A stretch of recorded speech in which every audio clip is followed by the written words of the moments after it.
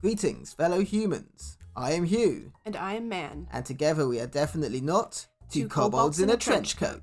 We enjoy human activities, such as paying taxes, having existential crises, and RPG horror stories. Let's see what we've got today.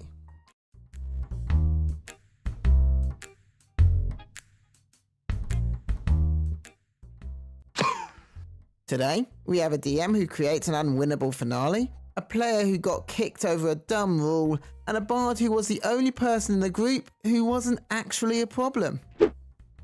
GM makes unwinnable finale. Prize when players don't like it.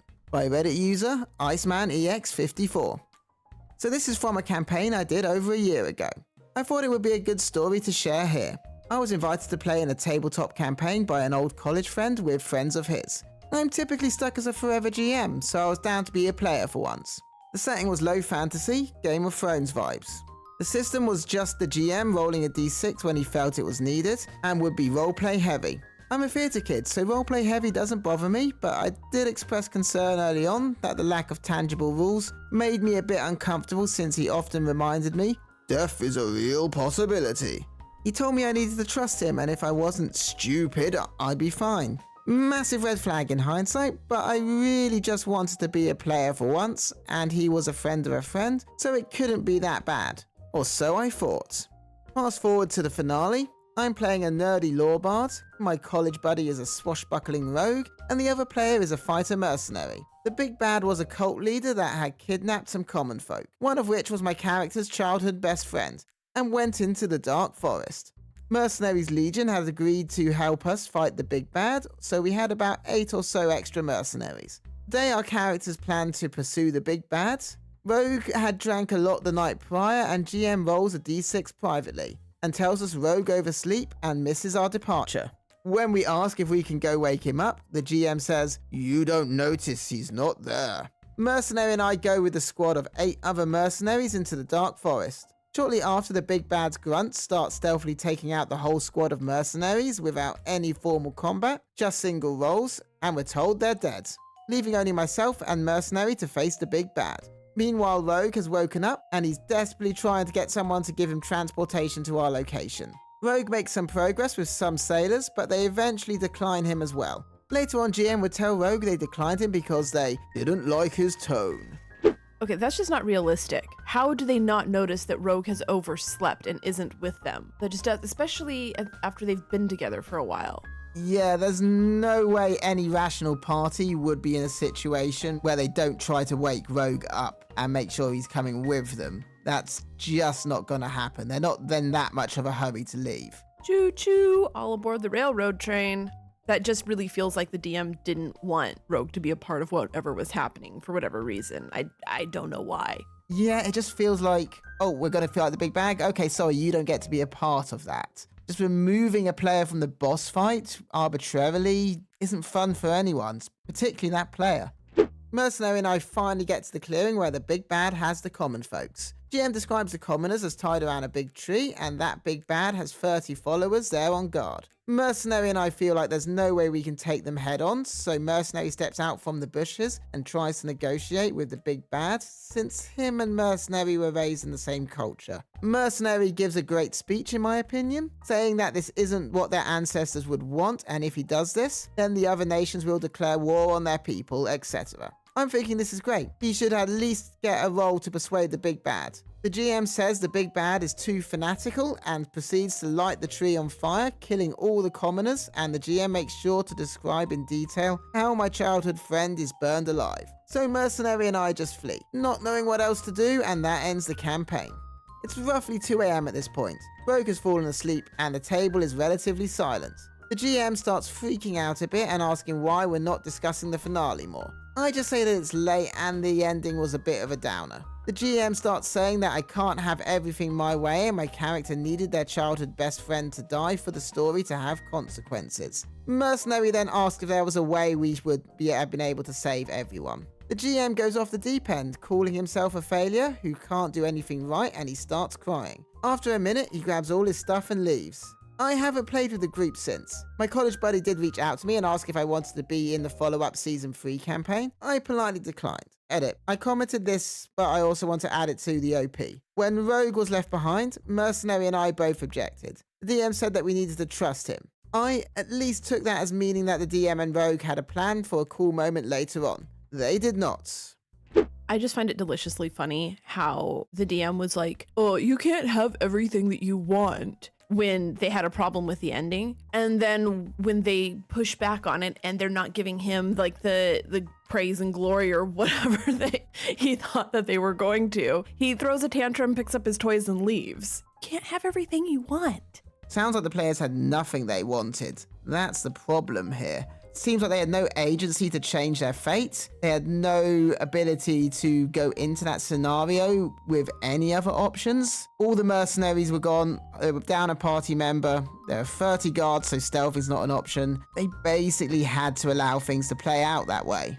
It's absolutely fine as a DM to have planned for certain NPCs to die to influence the plot, but you've got to make it organic to the gameplay, and you can't just have it happen regardless of what the players do, regardless of roles, and you certainly can't change the way a spell works or does damage in order for that to happen. I'm referring to a certain incident in Season 3 of Critical Role here. Anyone watching it will know what I mean.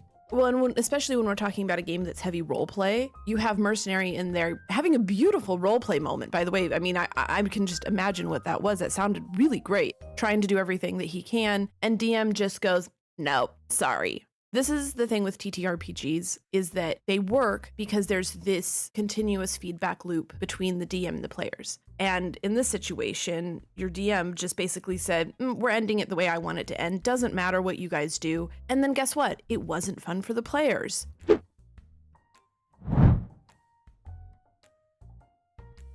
Removed from the party because I refused to advertise the DM's strange rule by FitAd7269. A few members and I broke off from our original party due to our original DM's obsession with, let's just say, bad touch situations. Naturally, we needed a new DM, and thankfully, one of us was willing. We discussed a time and a place and a platform, then decided that we needed a couple more members to make the full party.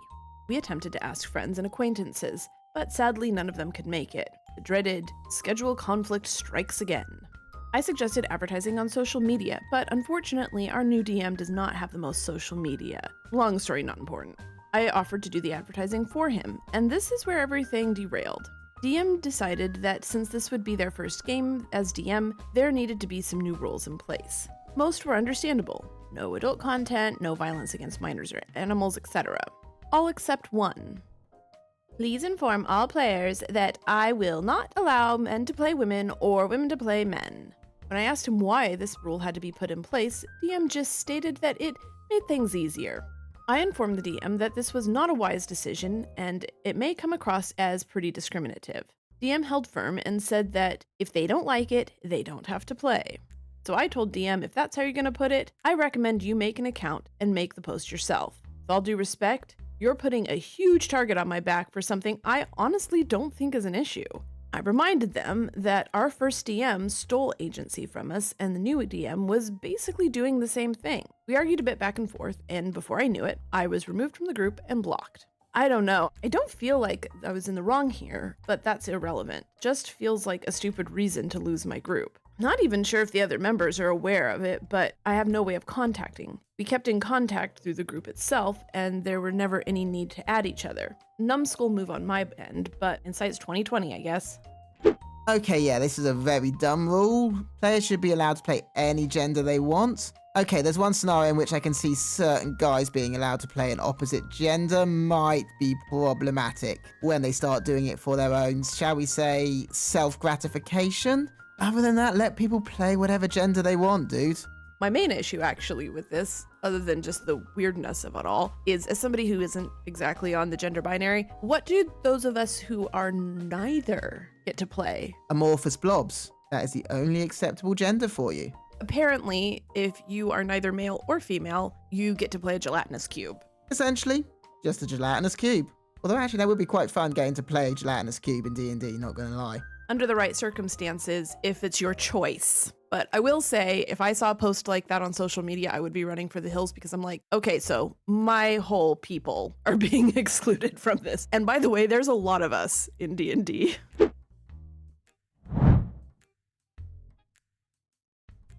The first and last time I'll ever play a bard, by Reddit user Lavender Lafander. Obligatory posting on a throwaway because I'd rather not have the story connected to my main channel for reasons that will become obvious. I've always been a fan of the game, though never a player. So yeah, I have the luxury of a job with long hours, chill management, and a plethora of downtime. I'd spend some of these nights watching other people play, and that's when I discovered channels like Crit Crab, Den of the Drake, Crispy's Tavern, and everybody's favourite good boy, D&D Doge. What about everybody's favorite totally real, absolutely totally human? Yeah, everybody loves that charismatic, handsome, funny, witty guy. Definitely a human. Or girl?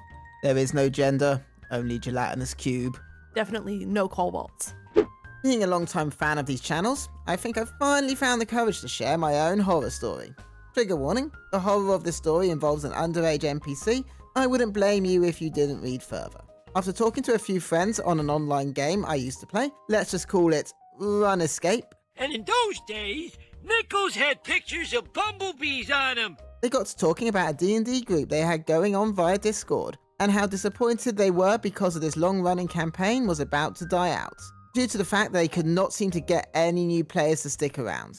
Yeah, I know what you're thinking, obvious red flag, run away, but I really wanted to play. After I expressed my interest and my lack of experience, to my surprise they invited me without so much as an interview with the DM. I know we talk about red flags and like you're saying, they can't keep a player or they can't keep enough players and that should be a red flag. Just because they can't keep a certain amount of players doesn't necessarily mean that that's a red flag. It could literally just be, a scheduling issue. So all I'm saying is don't be too hard on yourself if you didn't see a red flag coming. The setting took place in a world called Exandria. I later found out this is where Critical Role bases its games out of. Our party was comprised of mercenaries hired to find Vox Machina and relieve them of their vestiges of divergence, so they could be stored under lock and key lest they be used to seize power. Interesting, right? I thought so too. Too bad nothing ever came of it. During my session 0, DM asked what kind of class I'd be willing to play. I explained to him that I was inexperienced and I would play any role that would best fit the party. The conversation went as follows.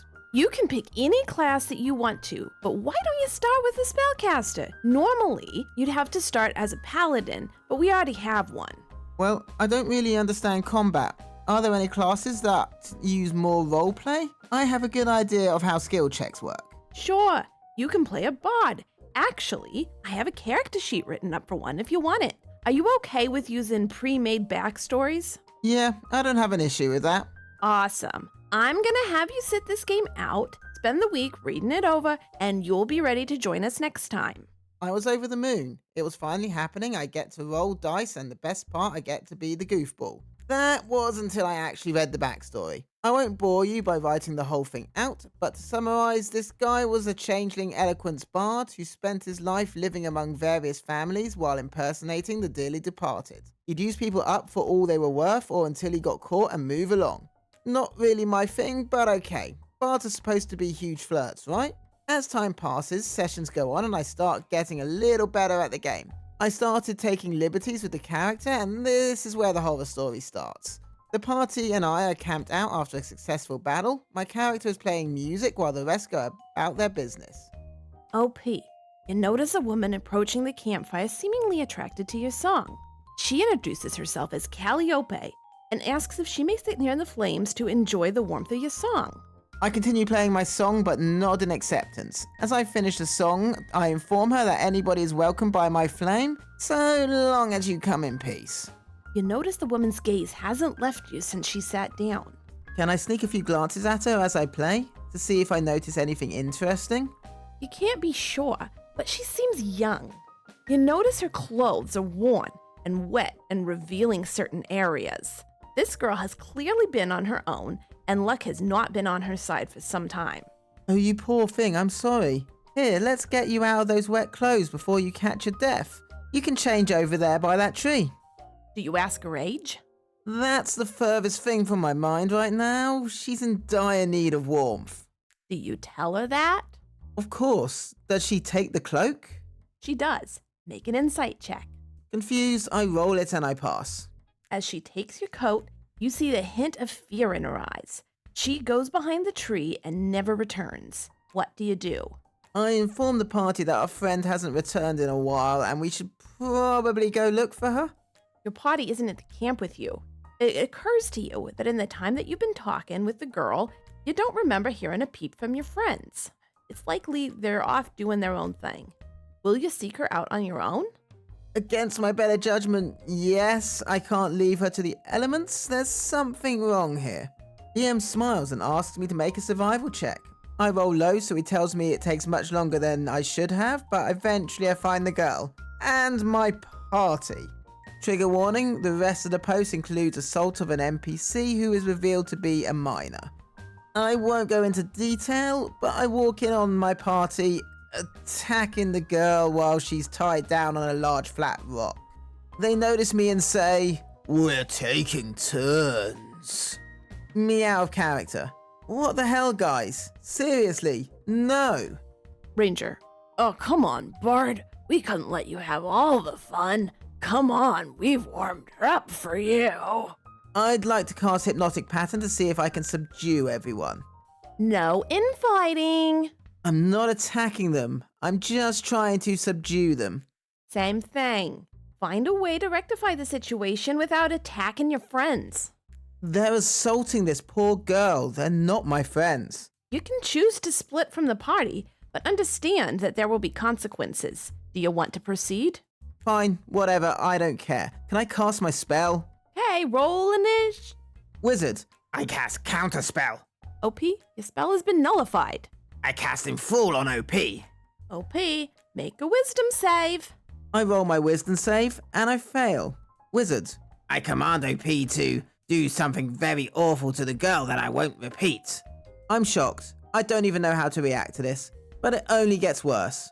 The wizard also casts Modify Memory on the girl. She fails her save, and he tells her that after I gave her my coat and I took her behind the tree and had my way with her. They keep me subdued until the town guard arrives and arrests me. I'm sure at this point you're wondering why I didn't just pack up my stuff and leave. I don't know, maybe some part of me thought this was some big joke, and I'd find out we were all under some kind of devil charm.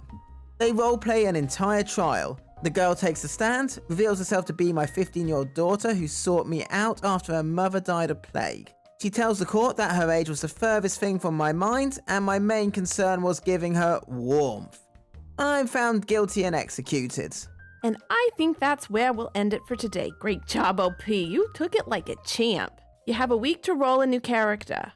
Roll a new character? Well, yeah, the bot is dead. No one's resurrecting such a piece of crap. But he was innocent. The party did all that. Did they? I left the voice call and left the group. And the clan in the online game I met those guys in. It would be 4 years before I'd play again, but I'd never play a bard again. TLDR, Party of Losers recruits me only to ultimately make me witness their sick fantasy and make me the villain. Jesus wept. That's really messed up. I'm really sorry, OP. We knew from the start this was going in a certain direction, but then somehow it got worse. He not only framed you, but made the girl your daughter and executed you simply for the lols? They just cycle new people in to bully them each week. Right? Like, what is the point of bringing somebody new in and being like, here's your character, and then, and then it's just like this horrible person that they're gonna make the fall guy for their next crimes. Like, they're just criminals, and all they're doing is cycling in new players to take the fall. I'm pretty sure that's their entire campaign. They're just cycling in patsies, man. Whether or not they would have thrown you under the bus if you had joined in is neither here nor there. It would have been worse if you had joined in. You're definitely better off without these types of people. Definitely the right thing to not just leave the campaign, but just to cut all association from them, including in the game you refer to as Run Escape. They're gonna leave you to die in a horrible situation in that game as well, I imagine. Yeah, I think that they were planning on framing OP from the beginning. That's just my opinion, because they basically just set him up. And even though he was being super righteous and being like, yeah, I'm just trying to take care of her, then they just twist his words of being like, oh yeah, he said some really pervy stuff. And if he joined in, well, then he would have just taken the fall because he would have actually done it. He was the fall guy. That was his job. Hey man, Hey, what? what's a werewolf's favourite holiday? Well, I don't know. What? Oh, Halloween! That joke was submitted by Street Fighter Fan 77. If you want to submit a story or a joke, there's the email address in the description below. Or feel free to put a joke in the comments. It always makes us giggle, and we'll probably use it. And with that, we have definitely not been two kobolds in a trench coat. Be sure to like, comment, subscribe, and make the necessary sacrifices to Tiamat. We'll see you next time.